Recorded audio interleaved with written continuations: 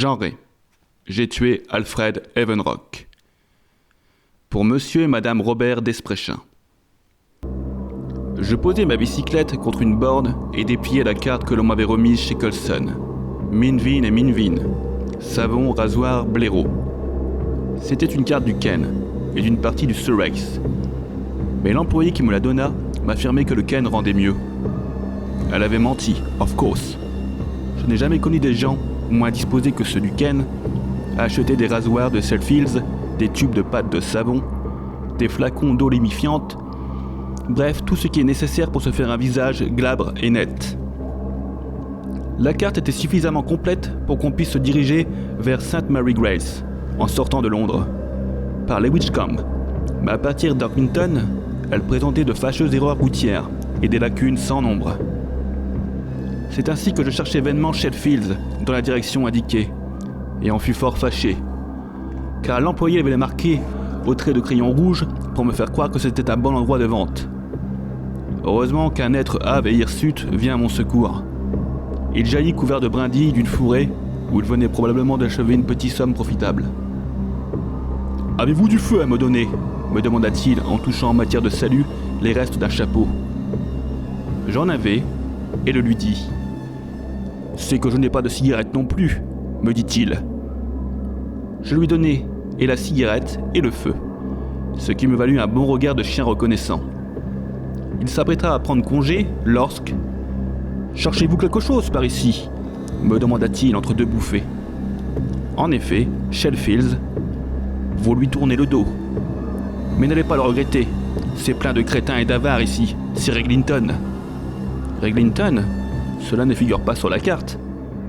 Ce n'est pas nécessaire, les V1 allemands ont fait tout ce qu'il faut pour cela. Vous avez posé votre bicyclette contre les derniers vestiges de ma maison. Cette borne, c'est la pierre d'angle du foyer de la salle à manger. De temps en temps, je viens lui rendre visite et débarrasser les feuilles mortes de la tombe de Polly. Oh, votre femme ? Non, mon âne. Une bien brève bête.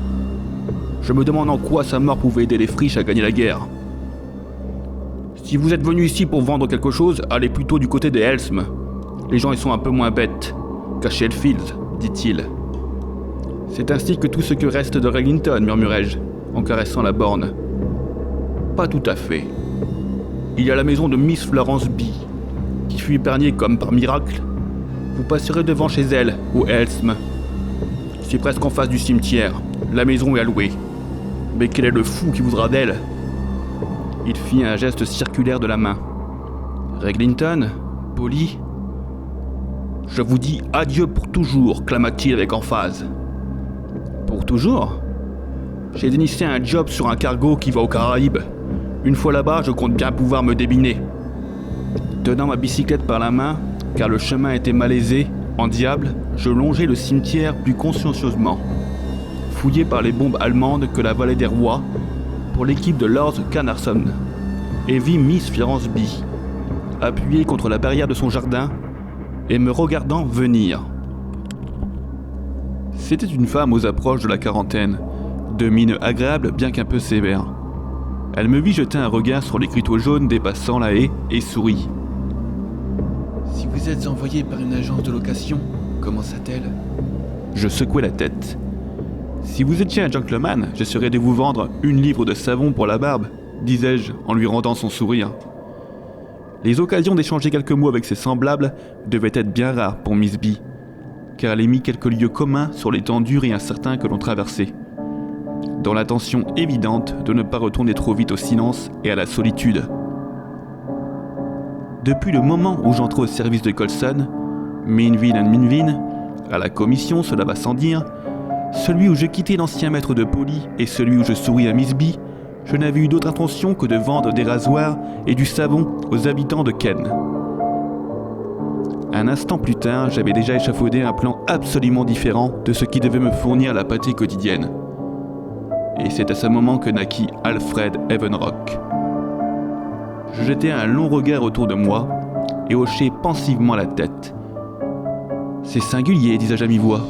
Vraiment singulier. Tout en disant cela, mes yeux allaient de l'écriteau jaune au cimetière sans s'attarder sur Miss B. singulier ? Demanda-t-elle. Oui, en pensant à ce qu'Alfred me disait l'autre jour. Alfred Evenrock, mon cousin. C'est un bonhomme pas comme les autres, drôle de corps et de lascar. En effet, bien qu'il soit mon cousin. Evenrock ? Murmura Miss B. Le nom ne m'est pas inconnu. Elle mentait, selon toute évidence, dans l'espoir de prolonger un bavardage inespéré. Bah, continuai-je, je ne crois pas qu'il y ait eu un Evenrock compagnon des conquérants de Hastings, ni plus tard à la Chambre des Lords ou des Communes. Le seul qui soit de l'ordinaire, c'est Alfred Evenrock, parce qu'il a fait de l'argent. Moi, je me suis contenté de faire la guerre. Elle me regarda avec une sympathie. Voulez-vous vous asseoir, monsieur ? David Evenrock. Les amis m'appellent Dave. Et si je parle de haut passé, c'est qu'ils ont laissé leur peau sur le sol français, en chassant les fridolins. Nous prîmes place sur un banc de jardin. Pourquoi avez-vous dit singulier en regardant tour à tour l'écriteau et le cimetière ? Car j'ai suivi votre regard, demanda-t-elle honteusement. J'imitais fort bien le geste d'un homme qui se sent surprendre dans le fond intime de sa pensée. Vous avez vraiment vu cela ? Demandai-je naïvement.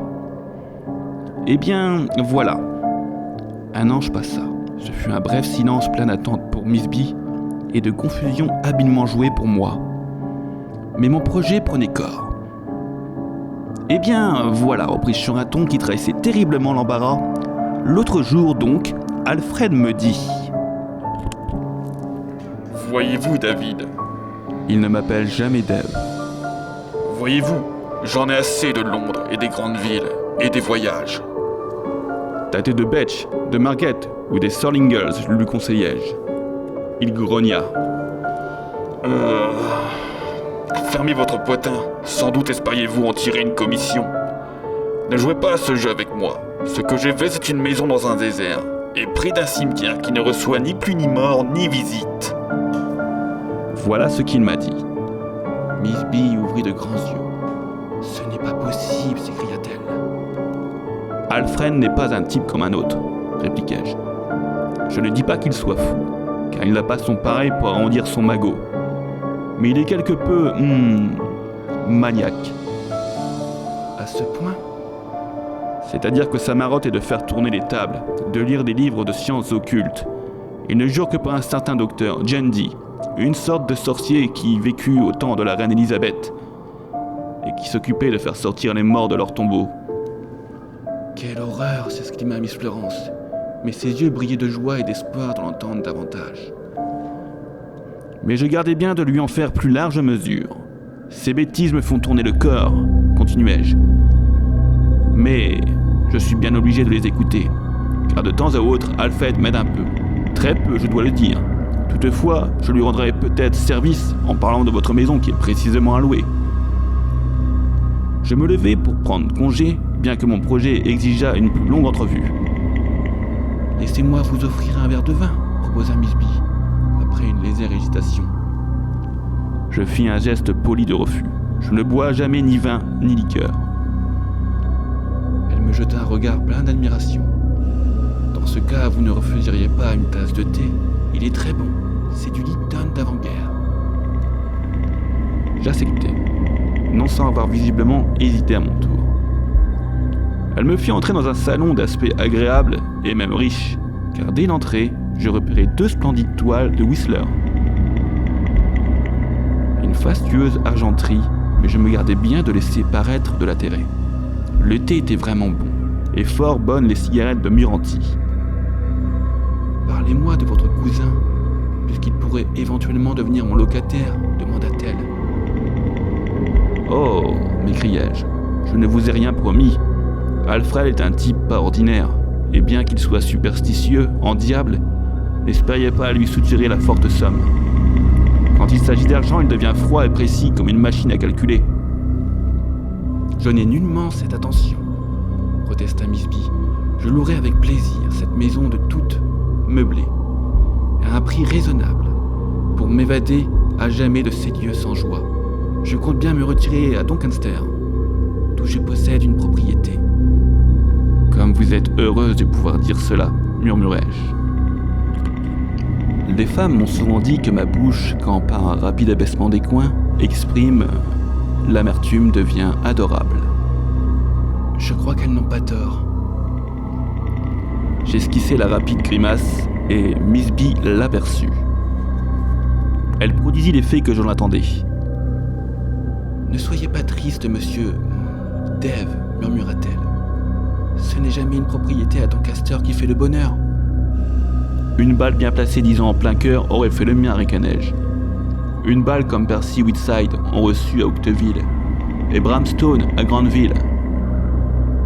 Ni Percy Whitside ni Bramstone n'avaient existé, et ce n'est que par le plus grand des hasards qu'une pareille balle aurait pu s'échoir, car j'avais fait mon service militaire à l'arrière comme aide-pharmacien. Ne soyez pas amer, Dave, supplia-t-elle. Sa main était posée sur la mienne. Tout le monde a des soucis. Dave, à propos, êtes-vous marié ? Je haussai les épaules. Dieu merci, je ne suis pas. Je n'aurais pu offrir à ma femme que l'amour et l'eau claire qui, selon le proverbe, nourrissent si mal leur monde. Cette fois-ci, je ne mentais pas. Je la vis sourire. Elle était vraiment agréable à voir. Mes yeux se posaient avec plaisir sur sa bouche un peu grande, ses dents éblouissantes et son corps ferme et souple. Par la même occasion, j'admirais le magnifique camée piqué à son corsage et que j'évaluais à plus de 100 livres. Parlez-moi de votre cousin, répéta-t-elle, regrettant sans doute de devoir donner un autre tour à la conversation.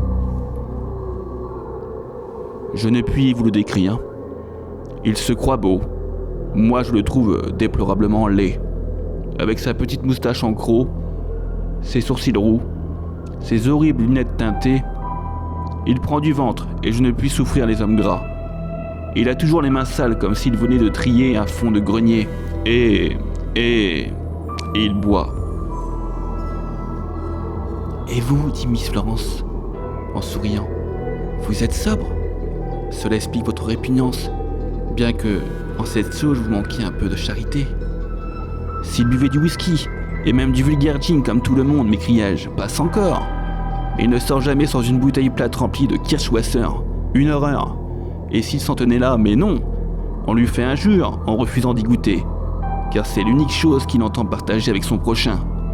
Ce qu'il m'a déjà fait souffrir en m'imposant de force cet atroce breuvage.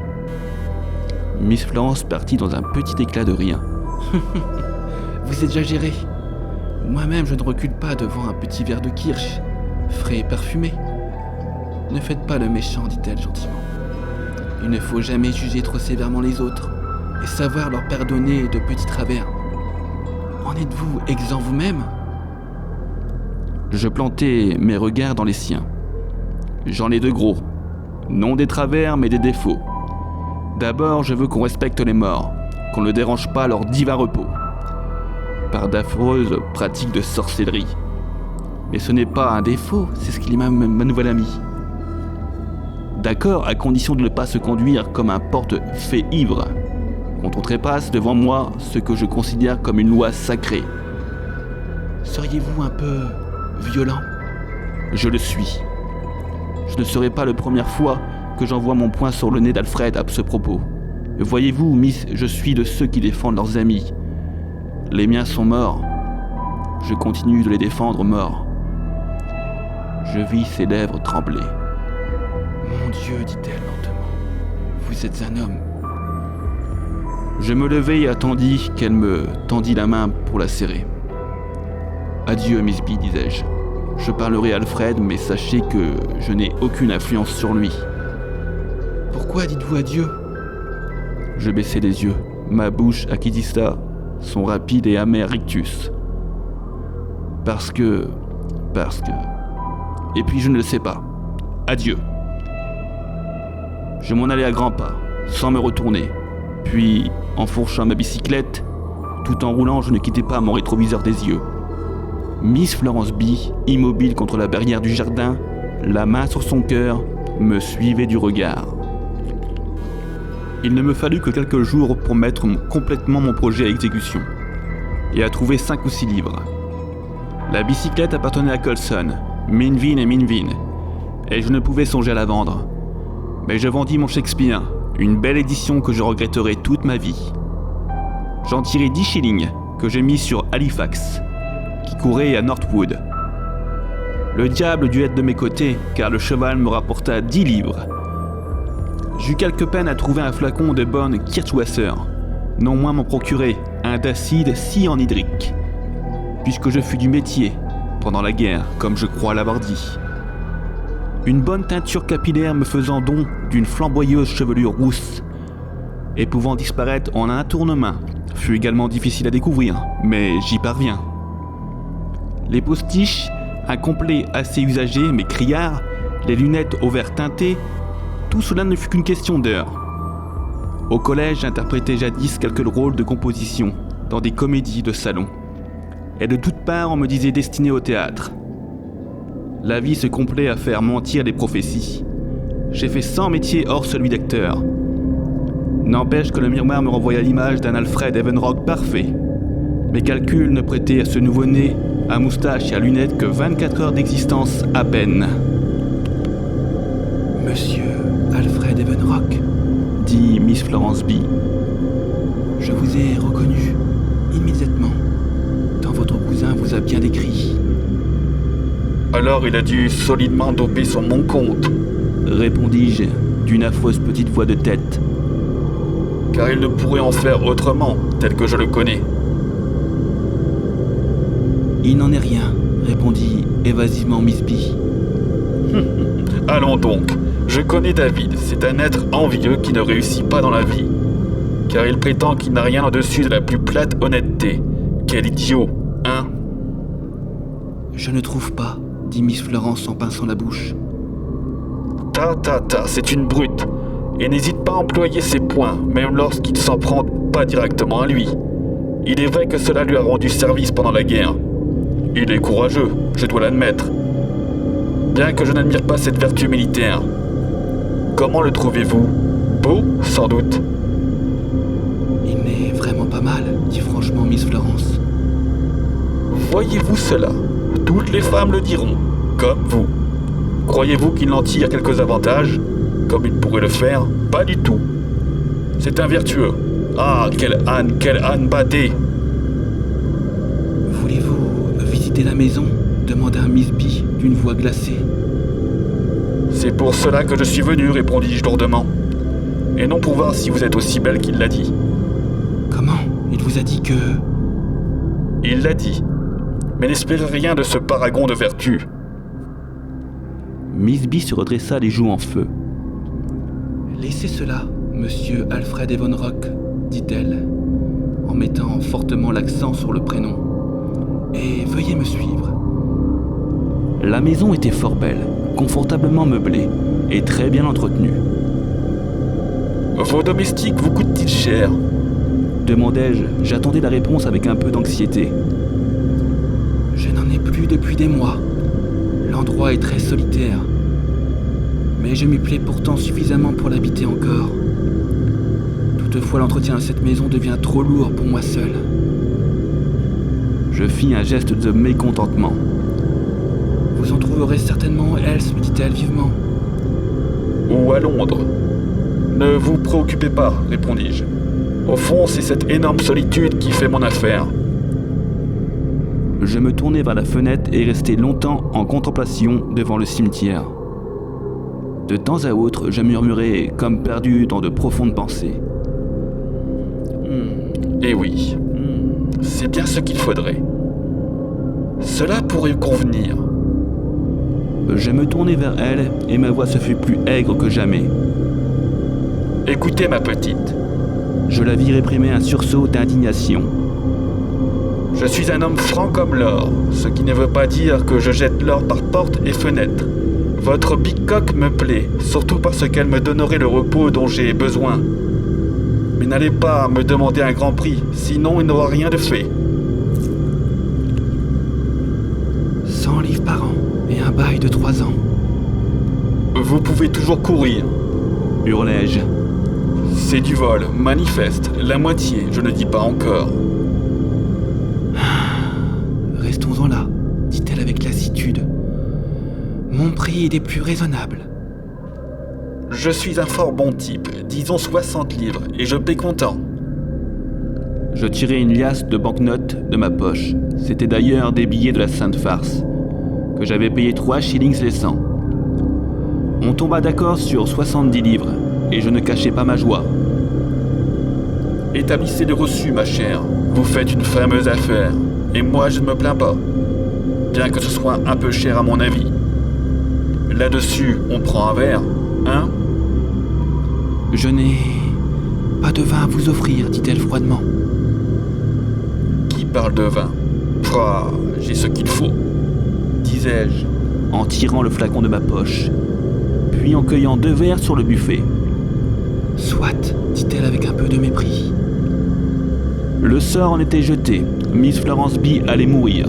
L'arôme d'amande amère qui fait le charme du kirsch se confond admirablement avec la senteur mortelle de l'acide prussique. En quelques secondes, le breuvage la coucherait raide morte sur le tapis, et j'avais déjà repéré au cimetière proche l'endroit où elle dormirait de son grand sommeil. Tant de femmes, surtout quand elles sont jolies, disparaissent à Londres et ailleurs, et la police s'occupe bien moins de ces éclipses que des cadavres.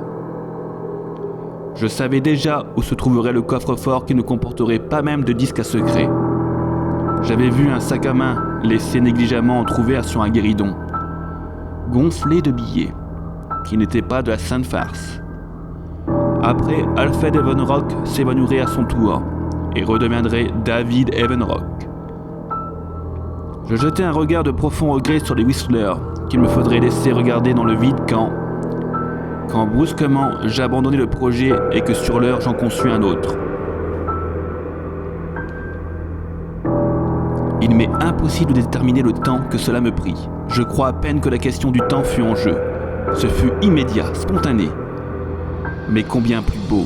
Il me fit l'effet, après les ténèbres de mes premières attentions, d'un prisme chatoyant, de couleurs fines et délicates. Je reposai les verres sur le buffet et repris mon flacon. Dites donc, ma petite, murmurai-je. Savez-vous que David est un moins grand imbécile que je ne le pensais? Elle cessa d'écrire et me regarda d'un air interrogateur. Belle, je crois que vous l'êtes. Nom d'un petit bonhomme. Si je m'en aperçois que maintenant, c'est que je ne pensais qu'à notre affaire. Et les affaires vont avant tout. N'est-il pas vrai, ma jolie? Alors? Eh ben, savez-vous que ce crétin de David ne veut plus jamais vous revoir? Sa plume tomba et fit un pâté sur le papier. Parce qu'il est amoureux de vous, qu'il a reçu le coup de foudre. Ah, la triple buse. Il a dit, laissez-moi rire, qu'il ne pourrait jamais aimer une autre femme que vous. Oui, c'est ce qu'il a dit. Je la vis passer la main sur son front et frémir de tout son être. Le stupide garçon, criai-je d'une voix plus perçante que jamais. Si j'avais été à sa place, savez-vous ce que j'aurais fait? Elle ne dit mot, ne fit pas un geste, mais je crus voir luire des larmes sur ses cils. Voilà ce que j'aurais fait. Je m'approchai d'elle, lui pris brutalement la taille et plantai mes lèvres dans son cou. Ah, mes amis, quelle tigresse! Elle bondit, sa chaise se renversa avec bruit. Quelque chose se brisa sur la table, je crus bien que ce fut l'encrier. Et je reçus la plus formidable gifle que jamais déshonora une joue d'homme. Sortez, cria-t-elle, sortez et ne remettez plus les pieds ici. Et la maison, balbutai-je. J'en ferai un asile pour chiens errants que de la louer à un goujat de votre espèce. Sortez, disais-je, Alfred Evenrock. Comme cet Alfred fut durement prononcé. Je glissai mon flacon de Kirschwasser dans ma poche et me retira.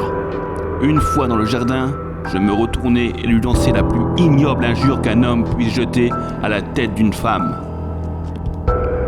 Alfred Evenrock disparut le jour même, avec ses postiches, sa tignasse rousse, ses lunettes et son flacon de kirsch, ses billets de la Sainte Farce. Et David Evenrock reprit sa place dans la vie. 2 jours après, je sonnai à la porte de Miss Florence B. J'ai cru un instant qu'elle allait se trouver mal en me voyant. Vivement, je refermai la porte derrière moi. « Je ne crois pas que quelqu'un m'ait vu, murmurai-je. J'ai pris par les chemins détournés. »« Mais pourquoi ? Vous pouviez hardiment venir ici. » Alors seulement, elle remarqua mon air défait, mes yeux hagards, mes mains tremblantes. Je voulais vous revoir une dernière fois, Florence, malgré le danger, balbutai-je. Mon doux Seigneur, que vous arrive-t-il, Dave ? Il m'arrive que... Mais non. Permettez-moi seulement de vous poser une question, rien qu'une seule, mais elle sera horrible. Vous ne pourriez m'en poser de pareilles. Je vous connais déjà trop bien pour cela, cria-t-elle en me prenant les mains. Elle le serra néanmoins. Posez-la donc. Je me mis à parler à voix très basse. Alfred m'a dit que vous... Oh non, les mots se refusent de sortir de ma bouche. Non, je ne puis vous le demander. J'insiste, dit-elle. Et les lèvres étaient toutes proches des miennes. Qu'il vous a fait la cour, que vous ne lui avez rien refusé, mais rien, et que vous êtes... Oh non. Elle poussa un cri de bête blessée, et l'instant d'après, ses lèvres se posaient sauvagement sur les miennes. Le goujat, la sale bête immonde, il a menti. Me croyez-vous, Dave ? Je vous crois. Pardonnez-moi de l'avoir cru, lui, mais... Je me redressai farouche. Ce fut horrible. J'ai perdu la tête. J'ai vu rouge. J'ai pris quelque chose sur la table, quelque chose de lourd, et j'ai frappé. Et vous avez frappé ? Répéta-t-elle. Il est tombé. Il n'a plus bougé. Mort ? Cria-t-elle. Oui. Il y eut un silence très long, presque terrible. Puis soudain, elle poussa un gros sanglot et s'effondra sur ma poitrine. Mon chéri, mon aîné, vous avez fait cela pour moi ? Je la repoussai doucement. Je vais partir. Ne regrettez rien, Florence.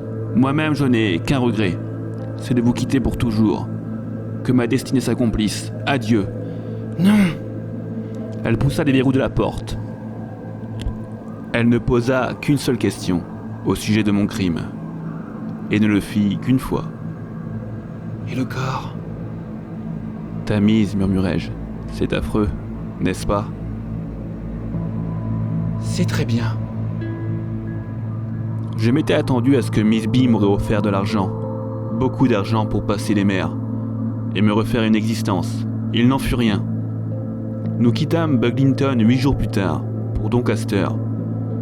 Et 3 semaines après, je l'épousai.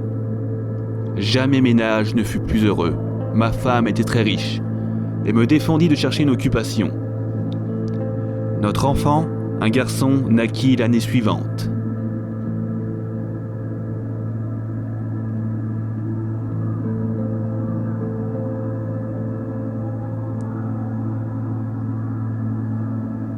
Lionel avait 15 mois quand Florence revient un jour de promenade, toute défaite et tremblante. « Dave, êtes-vous bien sûr qu'Alfred soit mort ?» demanda-t-elle, une frayeur atroce dans les yeux. Je la regardai avec stupeur. « Mais certainement, ma chérie. Pourquoi cette question ?»« Parce que je l'ai vu. »« Impossible. » Pourtant, il en est ainsi. Je passais devant le cimetière quand la grille s'ouvrit et qu'il se trouva devant moi. C'était bien lui, avec ses cheveux roux, son affreuse petite moustache, ses lunettes teintées et ses mains sales de terrassier. « Une ressemblance ?» balbutai-je. « Non, oh non !» Il ricana et soudain, de son horrible voix de fausset, il me lança l'injure. L'épouvantable injure qui fut son dernier mot à mon adresse. Je crois que tout tourna autour de moi, et soudain je sentis ce qu'était l'épouvante. Quelques jours plus tard, Florence, assise à la fenêtre, poussa un cri de terreur. « Ah ! Le voilà !» Le crépuscule tombait, un engoulevent agita sa crécelle dans le noir. Je collai mon front contre la vitre. Là-bas, une forme que l'ombre rendait déjà indistincte se perdait dans la brume. Alfred Evenrock. Mais les yeux du crépuscule et du brouillard se prêtent souvent aux fantasmagories les plus incroyables. Mon Dave chéri, je n'en puis plus. Il est revenu, il a parlé, il a exigé, puis menacé. je dois céder. Pour vous, mon aimé, pour Lionel, je pars. Avec lui, je crois que je vous reverrai jamais. Votre malheureuse Florence. Cette lettre, il y a aujourd'hui 2 ans que je l'ai reçue. Et je la relis tous les jours. Florence n'est plus revenue. Elle ne reviendra jamais. Tout le monde autour de moi me plaint mon infortune. Condamne Florence en la traitant d'épouse volage. Je me tais le cœur en lambeaux. Mon fils Lionel grandit. Il est roux comme un feu. Sa voix est aigre et perchée. On a beau le laver à grande eau, il a toujours les mains sales. Il souffre des yeux et malgré son jeune âge, le médecin a ordonné le port de lunettes teintées. Il est méchant et aime férocement l'argent. Il n'a rien qu'il ne ferait pour recevoir des shillings neufs et brillants. Au cours des promenades quotidiennes, il exige de sa bonne de longues stations dans les cimetières et répète impiternablement la même chose. Qu'y a-t-il sous ces pierres ? Des morts. Je veux les faire sortir. L'autre jour, chez des voisins, on versait des liqueurs. Lionel promena ses regards sur les bouteilles et soudain se mit à hurler. « J'en veux! Je veux cela !» D'un doigt avide, il montrait un flacon de Kirschwasser. Et ses petits camarades l'appellent Freddy sans qu'on puisse en connaître la raison. Oh mon beau Shakespeare, comme je continue à regretter, comme j'aimerais y lire et relire cette pensée lourde d'angoisse et de vérité. Il y a des choses dans le ciel et sur la terre, Horatio, que ne peuvent rêver les philosophes.